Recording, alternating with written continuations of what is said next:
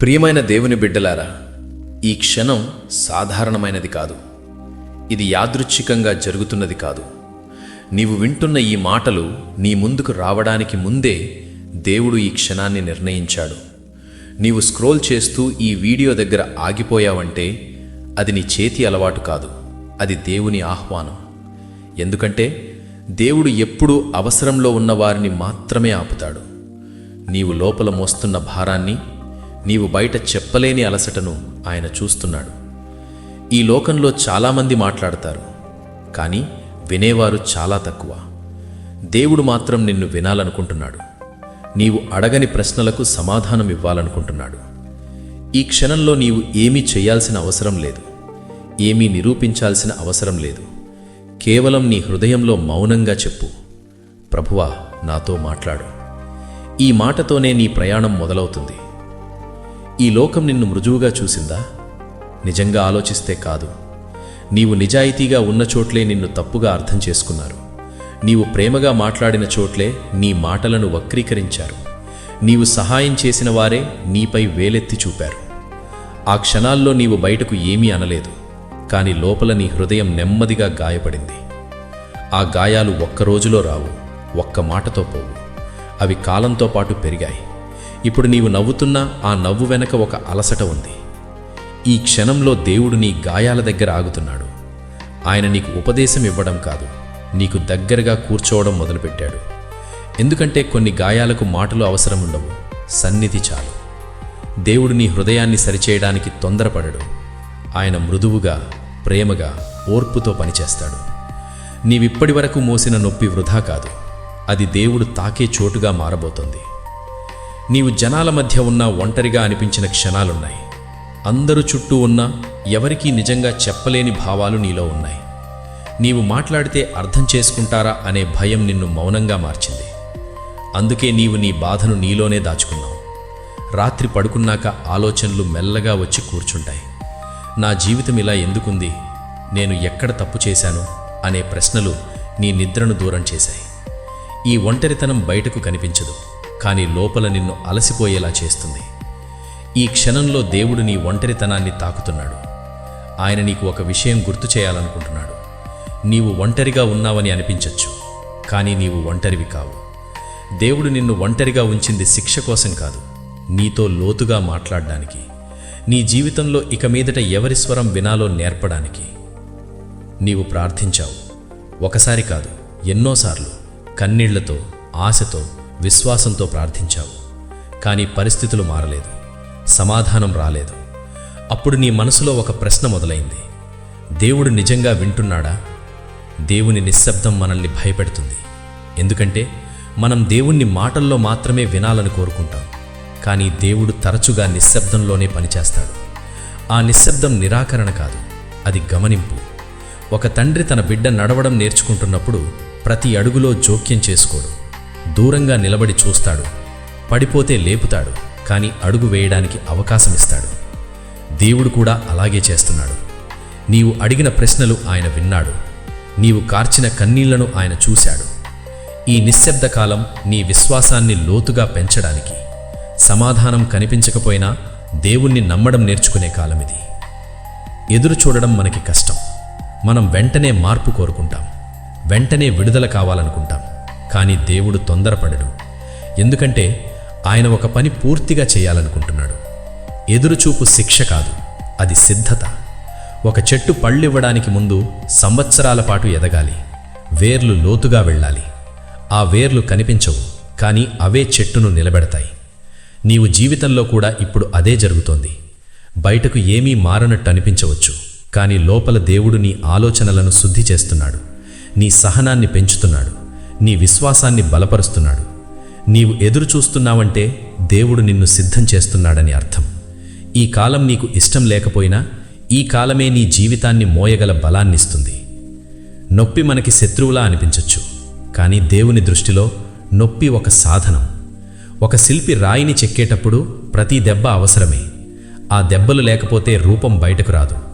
నీ జీవితంలో జరిగిన ప్రతి నొప్పి కూడా అలాగే.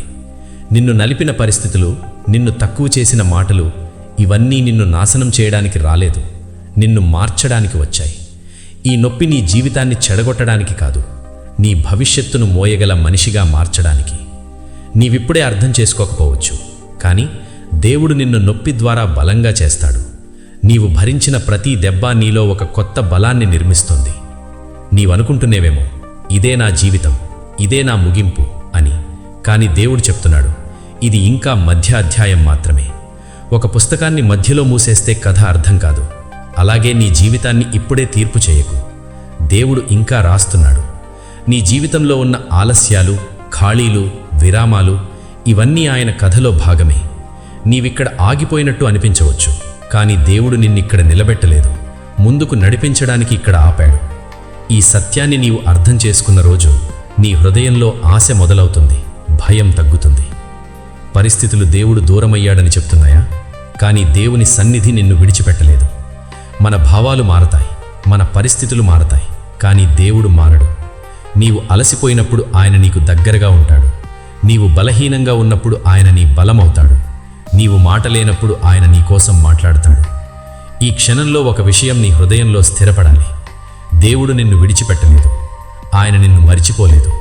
నీవు వింటున్న ఈ మాటలే దానికి సాక్ష్యం. ఇంతవరకు నీవు నీ నొప్పిని చూశావు, నీ గాయాలను చూశావు, నీ ఎదురుచూపుని చూశావు. కానీ దేవుడు ఇక్కడ ఆగడు. దేవుడు నిన్ను గాయాలతో వదిలిపెట్టడు, నిన్ను ఎదురుచూపులోనే నిలబెట్టడు. తరువాత వచ్చే దశ మరింత లోతైనది. అక్కడ దేవుడు నిన్ను ఎలా మలుస్తాడో, ఒత్తిడిలో ఎలా పెంచుతాడో, ఎదుగుదల ఎందుకు కనిపించదో నీవు తెలుసుకుంటావు. ఎందుకంటే దేవుడు నిన్ను కూర్చడానికి కాదు, నిన్ను తయారు చేయడానికి ఈ ప్రయాణంలోకి తీసుకొచ్చాడు. జీవితంలో కొన్ని దశలలో నీవు ఎదుర్కొంటున్న ఒత్తిడి నీకు అర్థం కావడం లేదు. నీవు అనుకుంటున్నావు, నేను తప్పు చేశానా, దేవుడు నన్ను శిక్షిస్తున్నాడా అని. కానీ దేవుడు నీ జీవితాన్ని చూసే విధానం వేరుగా ఉంటుంది. ఒక శిల్పి తన ముందున్న రాయిని చూసినప్పుడు మనం చూసేలా చూడడు. మనం ఒక సాధారణ రాయిని చూస్తాం, కానీ శిల్పి అందులో ఒక అద్భుతమైన రూపాన్ని చూస్తాడు. ఆ రూపం బయటకు రావాలంటే దెబ్బలు తప్పవు. ప్రతి దెబ్బతో కొంత భాగం విరుగుతుంది, తొలగిపోతుంది. ఆ రాయి మాట్లాడగలిగితే ఈ నొప్పి ఎందుకు అని అడుగుతుంది. కానీ శిల్పికి తెలుసు, ఈ దెబ్బలు లేకపోతే అందం బయటకు రాదు. దేవుడు కూడా నిన్ను అలాగే చూస్తున్నాడు. నీవు నిన్ను బలహీనుడిగా, అసమర్థుడిగా చూస్తున్నావు, కానీ దేవుడు నిన్ను ఒక గొప్ప ఉద్దేశంతో చూస్తున్నాడు. అందుకే ఆయన నీ జీవితంలో కొన్ని విషయాలను తొలగిస్తున్నాడు. కొన్ని సంబంధాలు, కొన్ని ఆశలు, కొన్ని అలవాట్లు. అవి నీకు నష్టంలా అనిపించవచ్చు, కానీ అవి నీ రూపాంతరానికి అవసరం. ఈ ఒత్తిడి నీ జీవితాన్ని చెడగొట్టడానికి కాదు, నిన్ను బలంగా, స్థిరంగా, ఉపయోగకరంగా తయారు చేయడానికి. దేవుడు అందరినీ ఇలా మలచడు. ఒక స్థాయికి తీసుకెళ్లాలనుకున్న వారినే ఇలా శిక్షణలో పెడతాడు. ఈ ఒత్తిడికి భయపడకు, ఇది నీ ప్రయాణంలో కీలక దశ. రాయి చెక్కబడితే బయటకు రూపం వస్తుంది, కానీ మట్టి అయితే పూర్తిగా కుమ్మరి చేతుల్లోనే ఉంటుంది. మట్టికి తన ఆకారం ఉండదు, తన నియంత్రణ ఉండదు. అది కుమ్మరి చక్రం మీద ఉంచబడుతుంది. చక్రం తిరుగుతుంది, ఒత్తిడి పెరుగుతుంది, మట్టి నలుగుతుంది. ఆ సమయంలో మట్టి అనుకుంటుంది, ఇదే నా ముగింపు అని. కానీ అదే ఒత్తిడి వల్ల ఒక అందమైన పాత్ర తయారవుతుంది. నీవు కూడా ఇప్పుడు అలాగే అనుభవిస్తున్నావు. నీ జీవితంలో చాలా విషయాలు నీ నియంత్రణలో లేవు. పరిస్థితులు నీ చేతుల్లో లేవు. సమాధానాలు నీ దగ్గర లేవు. ఈ అసహాయత నిన్ను భయపెడుతోంది. కానీ ఇది దేవుడు నిన్ను వదిలేశాడని కాదు, ఇది దేవుడు నిన్ను తన చేతుల్లోకి తీసుకున్నాడని అర్థం. దేవుని చేతుల్లో ఉన్నప్పుడు జీవితం కొంతకాలం గందరగోళంగా అనిపించవచ్చు, కానీ అదే గందరగోళం మధ్యలో దేవుడు నీ ఆకారాన్ని మారుస్తున్నాడు. నిన్ను సాధారణ పాత్రగా కాదు, విలువైన పాత్రగా తయారు చేస్తున్నాడు. ఆశీర్వాదాన్ని మోయగల పాత్రగా, ఇతరులకు ఉపయోగకరమైన పాత్రగా నిన్ను తీర్చిదిద్దుతున్నాడు. ఈ దశలో నీ పని పోరాడటం కాదు, ప్రతిఘటించడం కాదు, కేవలం దేవుని చేతుల్లో ఉండటం, ఆయన చక్రం మీద నిన్ను తిప్పనివ్వటం. ఎందుకంటే ఆయన చేతులు నిన్ను పాడు చెయ్యవు, పరిపూర్ణంగా చేస్తాయి. నీవు ఎదుగుతున్నావా లేదా అనే సందేహం నీలో ఉంది. ఎందుకంటే బయటకు చూస్తే ఏమీ మారడం లేదు. నీవు ప్రార్థిస్తున్నావు, ఎదురు చూస్తున్నావు, కష్టపడుతున్నావు, కానీ ఫలితం కనిపించడం లేదు. ఇక్కడే దేవుడు ఒక ముఖ్యమైన సత్యాన్ని నీకు తెలియజేస్తున్నాడు. నిజమైన ఎదుగుదల ఎప్పుడూ వెంటనే కనిపించదు. దేవుడు నీ లోపలి మనిషిని బలపరుస్తున్నాడు. నీ సహనాన్ని, నీ వినయాన్ని, నీ విశ్వాసాన్ని పెంచుతున్నాడు. బయటకు కనిపించని ఈ ఎదుగుదలే నిజమైన ఎదుగుదల. ఎందుకంటే బయట ఎదిగినవాడు ఒత్తిడిని తట్టుకోలేడు, కానీ లోపల ఎదిగినవాడు ఏ పరిస్థితినైనా ఎదుర్కొంటాడు. నీవనుకుంటున్నావేమో నా జీవితం ఆగిపోయింది అని, కానీ నిజమేమిటంటే దేవుడు లోపల పనిచేస్తున్నాడు. నీకు కనిపించకపోయినా నీవు ఎదుగుతున్నావు. విత్తనం భూమిలో పడినప్పుడు అది చీకటిలోకి వెళుతుంది. తన పాత రూపాన్ని కోల్పోతుంది. అది చనిపోతున్నట్టు అనిపిస్తుంది. కానీ అదే మరణం కొత్త జీవానికి మార్గం. నీ జీవితంలో కూడా ఇప్పుడు కొన్ని విషయాలు ముగిస్తున్నట్టు అనిపించవచ్చు. కొన్ని అలవాట్లు, కొన్ని సంబంధాలు, కొన్ని కలలు నశిస్తున్నట్టు అనిపించవచ్చు. ఈ మార్పు భయంగా ఉంటుంది. ఎందుకంటే మనం పాతదానితో అనుబంధం పెంచుకుంటాం. కానీ దేవుడు చెబుతున్నాడు, నీవు పాతదాన్ని పట్టుకుంటే కొత్తదాన్ని పొందలేవు. ఈ దశలో నీవు కోల్పోతున్నది నిన్ను కట్టేసింది, కానీ నీవు పొందబోయేది నిన్ను విడుదల చేస్తుంది. ఈ మార్పు నాశనం కోసం కాదు, నూతన సృష్టి కోసం. నీవు చీకటిలో ఉన్నట్టు అనిపించినా అదే స్థలం నుంచి కొత్త జీవం బయటకు వస్తుంది. దేవుడు నీతో తీసివేస్తున్నది నీ శక్తిని కాదు, నీ పరిమితులను. నీవు అనుభవిస్తున్న ఈ బాధ తాత్కాలికం, కానీ దీని ఫలితం శాశ్వతం. నీవు ఈ దశను దాటినప్పుడు నీవు మునపటిలా ఉండవు. దేవుడు నిన్ను నూతనంగా తీర్చిదిద్దుతాడు. మనకు సమయం అంటే గడియారం. మనం అన్నీ వెంటనే కావాలి అనుకుంటాం, కానీ దేవునికి సమయం అంటే సిద్ధత. నీవనుకుంటున్నావేమో, ఇంతకాలం ఎదురు చూశాను, ఇంకా ఎందుకు అని. కానీ దేవుడు నీ భవిష్యత్తును చూస్తున్నాడు. నీవు కోరుకుంటున్న ఆశీర్వాదం వచ్చినప్పుడు నీవు దాన్ని మోయగలవా అనే ప్రశ్న ఆయన ముందుంది. అందుకే ఆయన ఆలస్యం చేస్తున్నట్టు అనిపిస్తుంది, కానీ అది ఆలస్యం కాదు, అది నీకు రక్షణ. దేవుడు ఏదైనా ముందే ఇచ్చి నిన్ను కూల్చడు, సరైన సమయంలో ఇచ్చి నిన్ను నిలబెడతాడు. ఈ కాలంలో దేవుడు నీకు ఓర్పు నేర్పిస్తున్నాడు, విశ్వాసం నేర్పిస్తున్నాడు. నీవు ఇప్పుడు అర్థం చేసుకోకపోయినా ఒకరోజు నీవు వెనక్కి తిరిగి చూసి గర్వంగా చెప్పుకుంటావు, దేవుడు ఆలస్యం చేయలేదు, ఆయన నన్ను సిద్ధం చేశాడు అని. ఈ సత్యాన్ని నమ్ము. దేవుని సమయం ఎప్పుడూ ఉత్తమమైనదే. విశ్వాసం అంటే అన్నీ అర్థమైన తర్వాత నడవడం కాదు. విశ్వాసం అంటే అర్థం కాకపోయినా దేవుని మీద నమ్మకంతో ముందడుగు వేయడం. దేవుడు నీకు మొత్తం దారిని ఒకేసారి చూపించడు, ఒక్క అడుగు మాత్రమే చూపిస్తాడు. ఆ అడుగు వేయమని నిన్ను కోరుతాడు. నీవు ఆ అడుగు వేయగలిగితేనే తదుపరి మార్గం కనిపిస్తుంది. ఈ దశలో నీకు సందేహాలు ఉండవచ్చు, భయాలు ఉండవచ్చు, కానీ విశ్వాసం అంటే ప్రశ్నలు లేకపోవడం కాదు, సందేహాల మధ్య కూడా దేవుణ్ణి నమ్మడం. ఈ విశ్వాసమే నిన్ను ముందు నడిపిస్తుంది. దేవుడు నిన్ను ఇక్కడే ఆపలేదు. ఆయన నిన్ను ఇంకా ఉన్నతమైన స్థానానికి తీసుకెళ్లడానికి సిద్ధంగా ఉన్నాడు.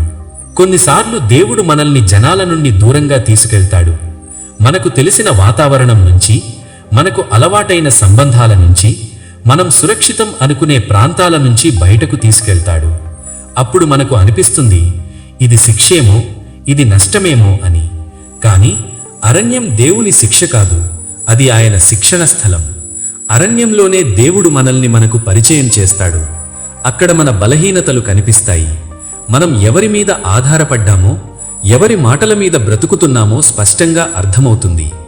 జనాల మధ్య ఉన్నప్పుడు మనం దేవుని స్వరాన్ని వినలేము, కానీ అరణ్యంలో ఉన్నప్పుడు ఆ నిశ్శబ్దంలో దేవుని స్వరం స్పష్టంగా వినిపిస్తుంది. ఇశ్రాయేలీయులను దేవుడు నేరుగా వాగ్దాన దేశానికి తీసుకెళ్లలేదు, ముందుగా అరణ్యంలోకి తీసుకెళ్లాడు. ఎందుకంటే వారి శరీరాలు ఐగుప్తును విడిచాయి, కానీ వారి మనస్సులు ఇంకా విడవలేదు. అరణ్యం మన మనస్సును మార్చే స్థలం. దేవుడు నిన్ను అరణ్యంలోకి తీసుకొచ్చాడంటే అది నిన్ను ఒంటరిని చేయడానికి కాదు, నిన్ను నూతనంగా తయారు చేయడానికి. అక్కడే దేవుడు నిన్ను పోషిస్తాడు, మార్గం చూపిస్తాడు. అరణ్యం అంతం కాదు, అది ఒక గొప్ప మార్పుకు ఆరంభం. నీవు నీ జీవితాన్ని నీవే నడిపించాలనుకున్నప్పుడు భయం ఎక్కువగా ఉంటుంది. ప్రతి నిర్ణయం ఒక ఒత్తిడిగా మారుతుంది. కానీ దేవుడు తన్ను తాను కాపరిగా పరిచయం చేసుకున్నాడు. గొర్రెల కాపరి పని గొర్రెలను పరిగెత్తించడం కాదు, వాటిని సురక్షితంగా నడిపించడం. ఆయన ముందు నడుస్తాడు, గొర్రెలు ఆయన స్వరాన్ని వింటాయి. గొర్రెలకు దారి మొత్తం తెలియదు, కాని వాటికి కాపరి తెలుసు. నీ జీవితంలో కూడా దేవుడు అదే విధంగా నడిపిస్తున్నాడు. నీవు చీకటి లోయలో నడుస్తున్నట్టు అనిపించినా కాపరి నీతోనే ఉన్నాడు. ఆ లోయ నిన్ను నాశనం చేయడానికి కాదు, నీ విశ్వాసాన్ని లోతుగా చేయడం. కొన్నిసార్లు దేవుడు నిన్ను నెమ్మదిగా నడిపిస్తాడు, ఎందుకంటే నీవు వేగంగా వెళ్ళితే ప్రమాదంలో పడతావని ఆయనకు తెలుసు. నీవు ఎందుకు ఆగిపోయావో నీకర్థం కాకపోయినా నీ కాపరి దేవునికి తెలుసు. నీ పని ఒక్కటే, ఆ స్వరాన్ని వినడం, ఆ అడుగుల వెంట నడవడం. అప్పుడు నీ జీవితంలో కొరత ఉండదు, భయం ఉండదు, ఎందుకంటే నీవు నడిపించబడుతున్న జీవితం జీవిస్తున్నావు. నీ జీవితంలో కొన్ని ప్రార్థనలు ఇంకా నెరవేరలేదు, కొన్ని ఆశలు ఇంకా ఫలించలేదు.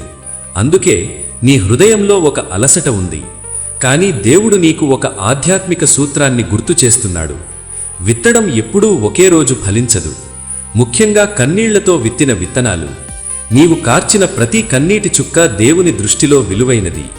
ఆ కన్నీళ్లు బలహీనత కాదు, అవి నీ విశ్వాసానికి సాక్ష్యం. నీవు విరిగిన మనస్సుతో దేవుని ముందు వచ్చావు, అది ఆయనకు ఇష్టమైన బలిగా మారింది. నీవు ప్రార్థిస్తున్నప్పుడు ఏమీ జరగనట్టుగా అనిపించవచ్చు, కాని పరలోకంలో నీకోసం పని మొదలైంది. దేవుడు నిశ్శబ్దంగా పనిచేస్తాడు, పరిస్థితులను, సమయాన్ని నీకోసం సిద్ధం చేస్తాడు. ఆ రోజు వచ్చినప్పుడు నీకు అర్థమవుతుంది, ఈ ఆలస్యం వ్యర్థం కాదు, ఈ కన్నీళ్లు వృధా కాలేదు. నీవు విత్తిన ప్రతిదానిని కోయబోతున్నావు, అది నీవు ఊహించిన దానికంటే గొప్పగా ఉంటుంది. కొన్ని మార్పులు బయటకు కనిపించవు, నీ పరిస్థితులు మారకపోవచ్చు, కానీ లోపల నీవు మారుతున్నావు. ఒకప్పుడు నిన్ను కూల్చిన విషయాలు ఇప్పుడు నిన్ను ఏమీ చేయలేకపోతున్నాయి. ఒకప్పుడు నీవు భయపడిన చోట ఇప్పుడు స్థిరంగా నిలబడగలుగుతున్నావు. ఇదే దేవుడు నీ లోపల వెలిగిస్తున్న వెలుగు. దేవుడు ముందుగా పరిస్థితులను మార్చడు, మనిషిని మారుస్తాడు. ఎందుకంటే మారిన మనిషి ఏ పరిస్థితినైనా జయిస్తాడు. జీవితంలో ఒక దశలో సమస్యలు ఒక్కొక్కటిగా రావు, అవి తుఫానులా ఒక్కసారిగా వచ్చేస్తాయి. నీవు ఒక సమస్యతో పోరాడుతుండగానే మరో సమస్య వచ్చి నిన్ను కూల్చేస్తుంది. అప్పుడు నీకు అనిపిస్తుంది, ఇది నా శక్తికి మించినది, నేనిక తట్టుకోలేను అని. ఇలాంటి సమయాల్లో మనసు ప్రశాంతంగా ఉండటం చాలా కష్టం. భయం ఆలోచనలను ఆక్రమిస్తుంది, భవిష్యత్తు చీకటిగా కనిపిస్తుంది. కానీ ఇక్కడ ఒక ఆధ్యాత్మిక సత్యం ఉంది. తుఫాను నీ పడవలో ఉన్నవాడు ఎవరో మార్చదు. శిష్యులు తుఫాన్ను చూశారు, కానీ యేసు పడవలోనే ఉన్నాడు. తుఫాను యేసును తీసుకురాలేదు, యేసు ముందే అక్కడున్నాడు. నీ జీవితంలో కూడా అలాగే ఉంది. సమస్యలు వచ్చాయని దేవుడు దూరమయ్యాడని అర్థం కాదు, ఆయన నిన్ను వదిలిపెట్టలేదు. ఆయన ప్రశాంతంగా ఉన్నాడంటే పరిస్థితి ఆయన నియంత్రణలో ఉందని అర్థం. నీవు అలజడి పడుతున్నప్పుడు దేవుడు అలజడి పడడు, నీవు భయపడుతున్నప్పుడు దేవుడు భయపడడు. ఆయన ఒక మాట చెప్పగలడు, అదే మాట నీ జీవితంలోని అలజడిని ఆపేస్తుంది. కానీ కొన్నిసార్లు ఆయన ఆ మాట చెప్పే ముందు నీ విశ్వాసాన్ని బలపరుస్తాడు.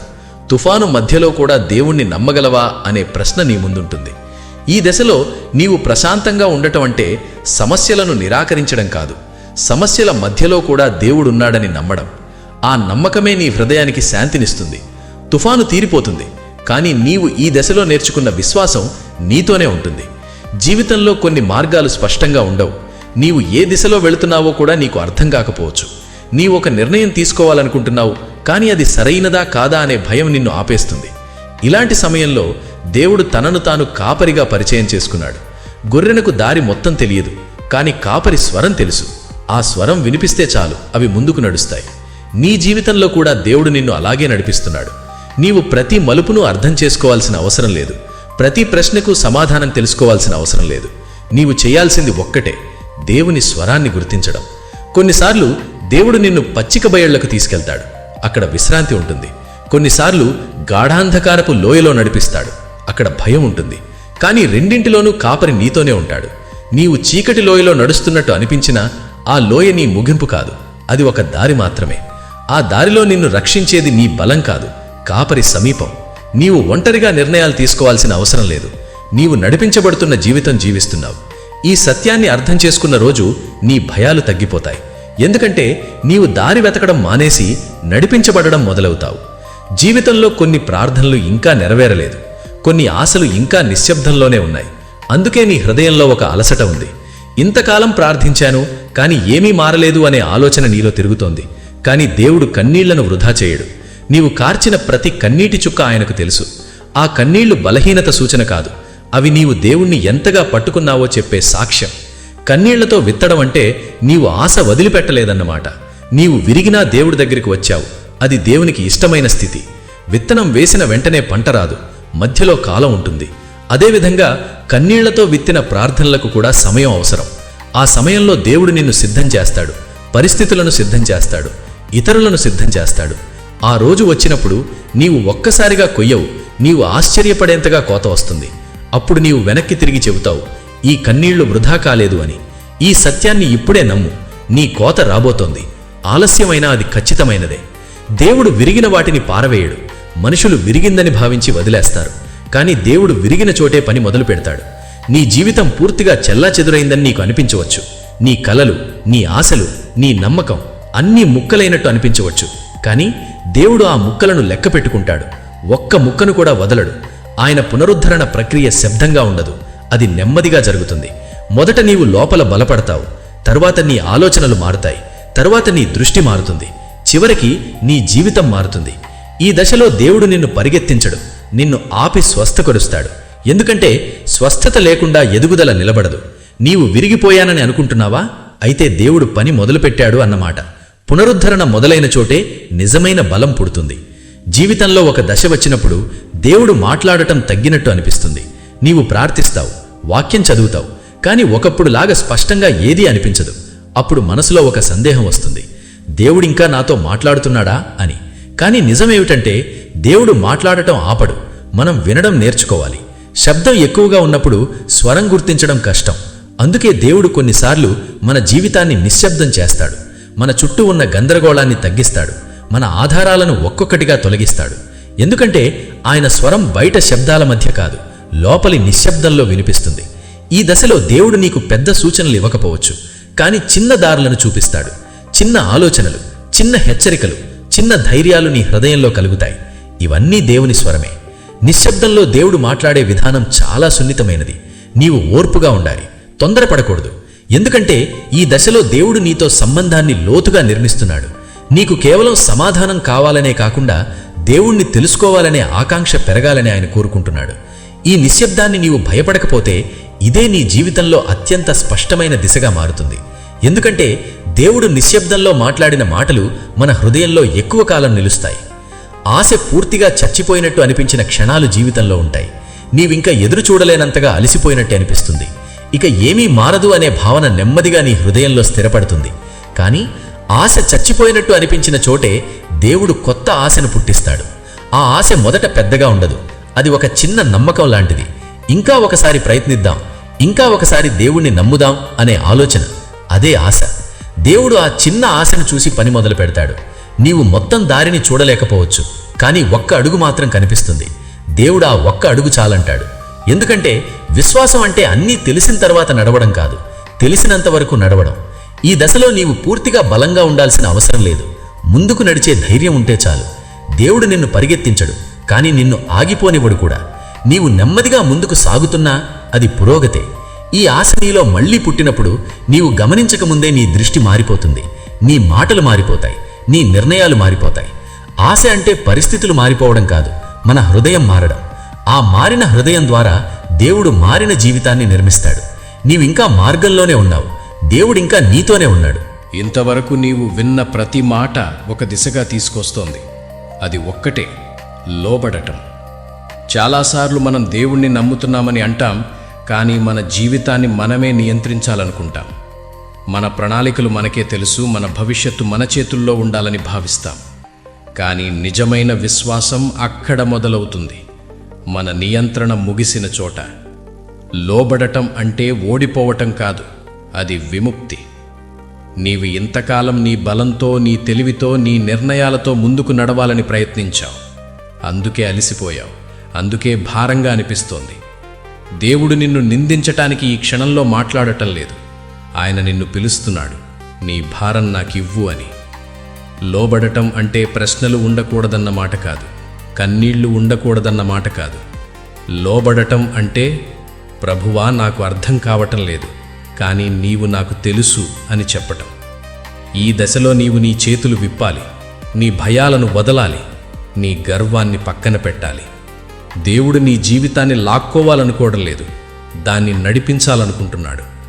నీవు లోబడిన క్షణంలో దేవుడు బాధ్యత తీసుకుంటాడు. అప్పటి వరకు నీవు మోసిన భారాన్ని ఆయన మోస్తాడు. ఈ నిర్ణయం కేవలం భావోద్వేగం కాదు, అది ఒక ఆత్మీయ మలుపు. ఈ మలుపు తర్వాత నీ పరిస్థితులు వెంటనే మారకపోయినా నీవు మారిపోతావు. అదే నిజమైన మార్పు. ప్రతి సందేశం ఒక నిర్ణయాన్ని కోరుకుంటుంది. కేవలం వినడం సరిపోదు, దానికి స్పందన అవసరం. ఈ క్షణంలో నీవు 2 మార్గాల మధ్య నిలబడి ఉన్నావు. ఒకటి ఎప్పటిలాగే విని వదిలేసే మార్గం, రెండోది విని హృదయంలో దాచుకునే మార్గం. దేవుడు నిన్ను తొందర పెట్టడం లేదు, కానీ ఆలస్యం కూడా కోరటం లేదు. ఎందుకంటే ఆలస్యం అనేది చాలాసార్లు అవిధేయతగా మారుతుంది. తర్వాత చూద్దాం అనే మాట మనల్ని ఎన్నో ఆత్మీయ అవకాశాల నుండి దూరం చేసింది.